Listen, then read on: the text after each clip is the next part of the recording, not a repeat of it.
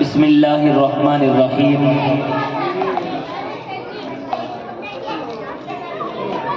یا ایھا الذین آمنوا اطیعوا اللہ واطیعوا الرسول وقال تعالی فی موضع آخر لئن شکرتم لأزیدنکم ولئن کفرتم ان عذابی لشدید۔ صدق اللہ العظیم۔ کچھ کفر نے فتنے پھیلائے، کچھ ظلم نے شعلے بھڑکائے،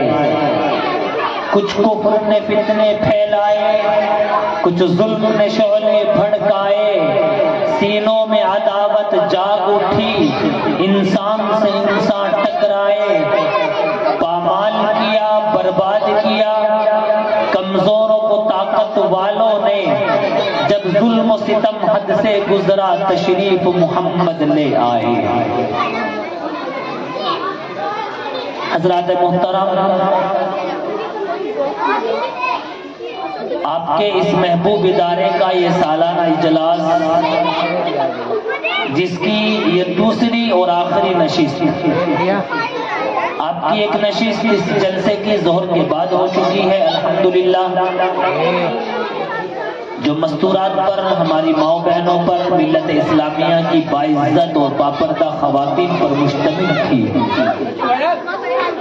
دوسری یہ نشست جو تقریباً مغرب کے بعد سے چل رہی ہے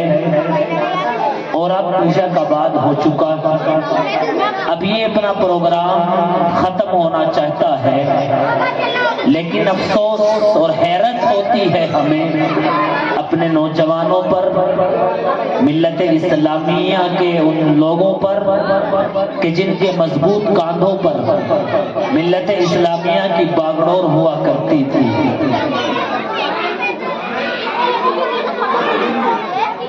ایسے مشکل حالات میں ہمارا اپنے گھروں میں بیٹھا رہنا،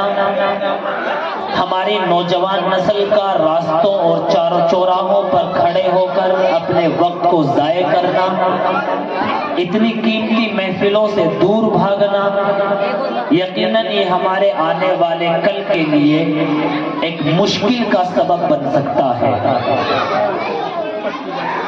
ورنہ سچی بات تو یہ ہے، اس دنیا کے اندر سب سے محترم شان رسول اکرم صلی اللہ علیہ وسلم کی ذات مقدسہ ہے، اور آپ کا خاصہ یہ ہے کہ آپ نے اپنی وراثت دنیا کے اندر علماء کو تقسیم کی، تو جن علماء کے پاس انبیاء کی وراثت ہو اور وہ آپ کے درمیان چل کر کے آئے، وہ آپ کے گھروں پہ دستک دینے آئے، وہ آپ کے دروازوں پر کنڈیاں کھٹکھٹانے آئے، وہ اپنی ذمہ داری کو آپ تک پہنچانے کے لیے آئے، اور آپ اپنے گھروں میں بیٹھ کر آپ راستوں اور چوراہوں پر کھڑے ہو کر تماشبین بنے رہیں، تو مسلمانوں یہ مشکلوں کو دعوت دینا نہیں تو اور کیا ہے؟ ہمارا یہ عمل اللہ کے غصے کو، اللہ کے غضب کو، اللہ کے جلال کو دعوت دینا نہیں تو اور کیا ہے؟ ہماری نوجوان نئی نسلیں گمراہی کے جس راستے پر چل رہی ہے، یاد رکھنا ہمیں ڈر ہے اس بات کا کہ ہمارے بزرگوں نے اپنی زندگی کا ایک لمبا عرصہ گزار کر وہ ہم سے پردہ کرنا چاہتے ہیں، لیکن ہماری نوجوان نسل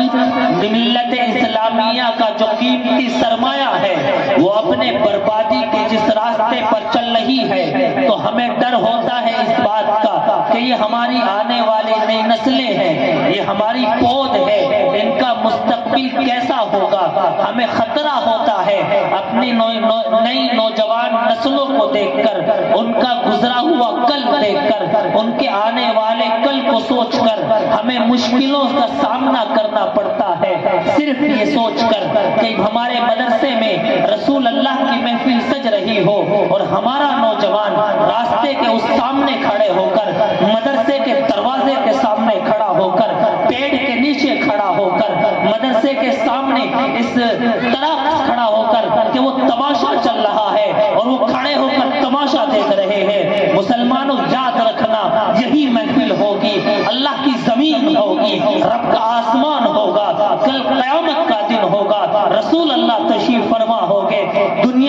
وجود سے لے کر قیامت تک پیدا ہونے والا ہر انسان وہاں ہوگا۔ اللہ کی موجودگی میں مسلمان نسلوں تم سے پوچھا جائے گا کہ میرے نبی کی محفل سج رہی تھی، تم کھڑے ہو کر تماشا کر رہے تھے، تم کھڑے ہو کر تماشبین بن رہے تھے، آواز دور تک جا رہی تھی۔ ہمارا خیال تھا کہ جو بیان ہم وہاں جا کے سنیں گے، جو تقریر